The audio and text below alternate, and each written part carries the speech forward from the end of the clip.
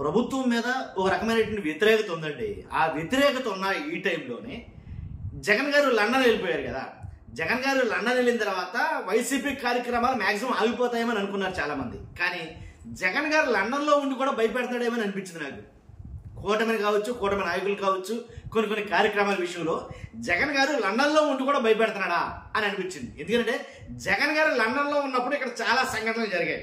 చాలా అంటే చాలా.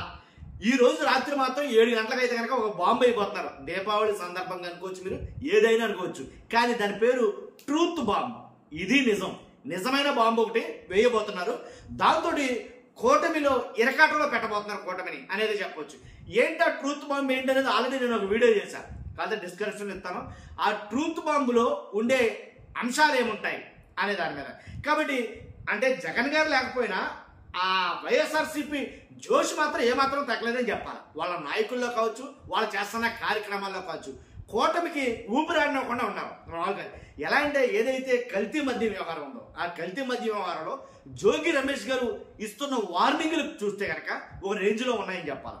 జోగి రమేష్ గారు ఇస్తున్న వార్నింగ్లు ఎలా అంటే నిజమే, ఒకవేళ మీరు అన్నట్టు నేను కల్తీ మద్య వ్యవహారంలో ఉంటే కనుక నా ఫోన్ మీకు ఇస్తాను. నా ఫోన్ ఏదో చాట్ చేశాను, వాట్సాప్ చాట్లు ఉన్నాయన్నారుగా, నా ఫోన్ డైరెక్ట్గా ముఖ్యమంత్రి గారికి ఇచ్చేస్తా, చంద్రబాబు నాయుడు గారికి చెక్ చేసుకోమనండి. లేదు అని అంటే కనుక ఏం చేద్దాం, మీ ఫోన్లు నేను అడుగుతా, ఇవ్వమన్నా కొంతమంది ఫోన్ లాక్కివ్వండి అన్నట్టుగా. అంతేకాదు ఇంకోటి ఏంటంటే లైవ్ డిటెక్టర్ టెస్ట్ చేయండి, చూద్దాం. ఆ టెస్ట్లో ఏదైతే ఉంటుందో అదే చూద్దాం, రమ్మనండి. లైవ్ డిటెక్టర్ టెస్ట్ కైనా మేము రెడీ.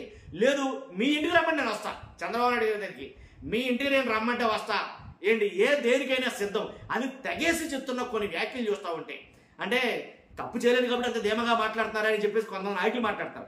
ఏది ఏమైనప్పటికీ జగన్మోహన్ రెడ్డి గారు ఇక్కడ లేని టైంలో కూడా అంతే జోషులో అయితే కనుక వైఎస్ఆర్సీపీ కనబడుతుందని చెప్పాలి. కానీ ఇదంతా దేనికి సంకేతం అంటే వైఎస్ఆర్సీపీ ప్రజల్లో బాగా పాతుకుపోయింది, బాగా ఇంకా ఎక్కువగా అయితే కనుక జరుగుతుందని చెప్పాలంటారా, లేదు కూటమి వైఫల్యాలే దీనికి కారణం అని అంటారా, ఏంటని అర్థం కాదు. కానీ ఫస్ట్ అయితే లైక్ చేయండి చెప్తాను. లైక్ చేస్తే నాకు మోటివేషన్ ఉంటుంది, ఎక్కువ మందికి ఇన్ఫర్మేషన్ షేర్ అవుతుంది. కొత్తగా మన ఛానల్ ఇస్తే పక్కాగా సబ్స్క్రైబ్ చేయండి. మీ అమూల్యమైన అభిప్రాయాన్ని కామెంట్ రూపంలో తెలియజేయండి. కొన్ని సంఘటనలు ఆంధ్రప్రదేశ్లో జరుగుతున్న కొన్ని సంఘటనలు, ఏదైతే తురకపాలెం గ్రామంలో ఎందుకు చనిపోతున్నారో తెలియదు, గ్రామం మొత్తం మరణాలే. ఏంటి మరణం అక్కడ తాండవిస్తుందని చెప్పాలి. 1 కాదు, 2 కాదు, 3 కాదు, 29 మంది చనిపోయారు ఇప్పటికి. కారణం ఏంటో ఎవరికి తెలియట్లా. కాబట్టి బిక్కుమని బతుకుతున్నారు ఆ గ్రామ ప్రజలు. దాని మీద నాకు తెలిసి ఒక బాంబు అయితే వైఎస్ఆర్సీపీ వేయబోతుంది ఈ రోజు రాత్రి 7 గంటలుగా అంటారు. దాని మీదేనా లేక ఏదైతే ఉద్దానం ప్రాజెక్టు వైఎస్ఆర్ జగన్మోహన్ రెడ్డి గారు 1000 కోట్ల రూపాయల ప్రాజెక్ట్ తోటి అంటే కొన్ని శతాబ్దాల కాలంలో ఎవరో ఏమి టచ్ అయిన ఆ ఊరిని, అంటే ఏ ఇంటి గడప తట్టినా సరే ఖచ్చితంగా ఒక కిడ్నీ బాధితుడు ఉంటాడు, 2 కిడ్నీలు ఫెయిల్ అయిపోయిన బాధితులు ఉంటారు ప్రతి ఇంట్లోనూ. అలాంటి ఏరియాని ఎవరో ఇప్పటి వరకు ఏ రాజకీయ నాయకుడు టచ్ చేయలేదు, కనీసం వాళ్ళ గోస విన్న నాయకుడే లేడు. కానీ జగన్మోహన్ రెడ్డి గారు ఏదైతే పాదయాత్ర చేశారో ఆ పాదయాత్ర టైంలో నేను ఉన్నాను, ఖచ్చితంగా మీరు చెప్పినవన్నీ నేను విన్నాను అని అన్నాడేమో. దానికి తగ్గట్టుగానే అధికారంలోకి వచ్చిన తర్వాత 2019 తర్వాత అధికారంలోకి వచ్చిన తర్వాత 1000 కోట్లతోటి ప్రాజెక్ట్ అయితే చేయడం జరిగింది. సుజలధార కావచ్చు, మల్టీ స్పెషాలిటీ సూపర్ హాస్పిటల్ కావచ్చు, 200 పడకల సూపర్ స్పెషాలిటీ, డయాలిసిస్ 1, 2 సెంటర్లు కాదు, కొన్ని 100 సెంటర్లు డయాలిసిస్ తీసుకురావడం. కానీ డయాలిసిస్ చేయించుకోలేక ఏంటి 6,000, 10,000, 15,000 పెట్టుబడులు పెట్టలేక వారానికి ఒకసారి చేయించుకోవాలంటే వాళ్ళ వల్ల కాక వాళ్ళు చాలా వాటికి వాస్తవంగా అయితే కనుక వాళ్ళు చనిపోవడం అనేది జరిగేది. అసలు 1, 2 కాదండి, ప్రతి ఇంటిని టచ్ చేసినా ఖచ్చితంగా డయాలిసిస్ పేషెంట్ ఉండేవాడు. అలాంటిది వాళ్ళ పరిస్థితులు మారాయి. అప్పట్లో జగన్మోహన్ రెడ్డి గారు వాళ్ళకి ఊపిరి పోసాడు అని చెప్పాలి. కాబట్టి దాని నిమిత్తం ఒక డాక్యుమెంటరీ ఈ రోజు ఆదివారం రాత్రి రిలీజ్ చేస్తామన్నారు. ఏంటో ట్రూత్ బాంబ్ ఏంటి అనేది నాకు ఇంకా వాస్తవంగా తెలియదు. ఆ ట్రూత్ బాంబ్ ఏంటి, ఏం బాంబు పేల్చబోతుంది వైఎస్ఆర్సీపీ ఈ రోజు రాత్రి 7 గంటలకు అనేది ఎవరికి తెలియదు. అసలు ఏంటో తెలియక చాలా మందికి అయితే కనుక ముచ్చ ఉండబట్టేస్తున్నాయి.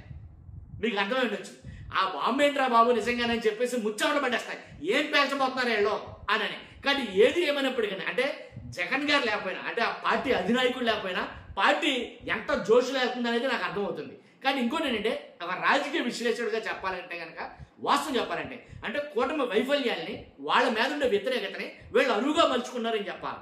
కాబట్టి ఏదైతే మద్యం అనే దాని మీద ఆంధ్రప్రదేశ్లో మద్యం మీద జరుగుతున్న రచ్చ కావచ్చు, అలాగే ఏదైతే మెడికల్ కాలేజీ ప్రైవేట్ కన్నా ఇక్కడ మీకు మాట చెప్పాను ఇక్కడ నేను, మెడికల్ కాలేజీలు లేవు, మెడికల్ కాలేజీలు రాలేదు, మెడికల్ కాలేజీలు నిర్మించలేదు, అసలు మెడికల్ కాలేజీలు జీవో లేదు, ఉంటే రండి చూపించండి అని జగన్మోహన్ రెడ్డి గారు జనాలతో తండోపతండలుగా కూడా వేసుకుని వెళ్ళిపోయాడు.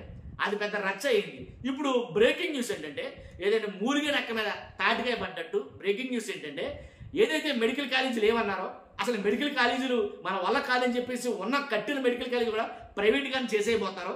ఇప్పుడు అంటే వాళ్ళకి చంపపెట్టలాంటి మాట. ఎలా అంటే ఒక 60 సీట్లు అయితే కనుక ఏదైతే ఎన్ఎంసీ ఉందో మెడికల్ కౌన్సిల్ ఏదైతే ఉందో కొన్ని సీట్లని అలర్ట్ చేయడం జరిగింది. ఆ సీట్లు ఇప్పుడు దాన్ని బట్టి ఒక రకంగా వైరల్ అవుతుంది ఆ విషయం. ఎందుకంటే లేవన్నారు కదా, మరి ప్రభుత్వమే సీట్లు ఇస్తుంది కదా అని చెప్పేసి. కాబట్టి ఇలా 1, 2, 3 కాదు, చాలా సంఘటనలు అయితే ఆంధ్రప్రదేశ్ జరుగుతున్నాయి. వాటన్నిటిని ధీటుగా ఎదుర్కొంటుంది వైఎస్ఆర్సీపీ. కాబట్టి 17 నెలల కాలంలోనే చాలా వ్యతిరేకత అయితే కనుక కూటమి మూట కట్టుకుంటుంది. ఆ వ్యతిరేకతని ఖచ్చితంగా ప్రజల్లోకి తీసుకెళ్లడంలో వైఎస్ఆర్సీపీ సత్ఫలితం సాధించిందని చెప్పాలా. వాస్తవంగా అయితే కనుక కూటమిలోని వ్యతిరేకతని ప్రజల్లోకి తీసుకెళ్లే విధంగా.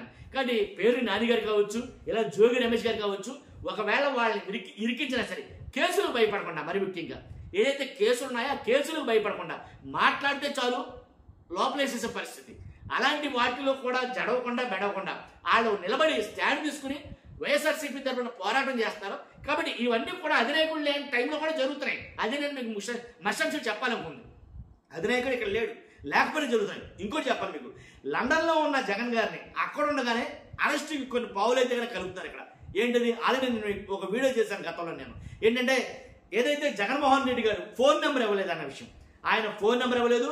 దానివల్ల ఖచ్చితంగా సిబిఐ కోర్టులో, హైదరాబాద్ సిబిఐ కోర్టులో ఒక మెమో అయితే దాఖలు చేశారు. జగన్ గారికి ఇచ్చిన ఫోన్ నెంబర్ ఆయనది కాదు అని సిబిఐ పరిశీలనలో తేలింది. కాబట్టి ఒక మెమో అయితే కనుక జారీ చేయడం జరిగింది. దాని మీద ఏదో జరుగుతుంది. మొత్తానికి ఏం జరుగుతుందో తెలియదు కానీ ఇక్కడ మాత్రం కొన్ని ఛానల్స్ లో మాత్రం అంతా జరిగిపోయింది అన్నట్టుగా రాసుకొస్తున్నాయి.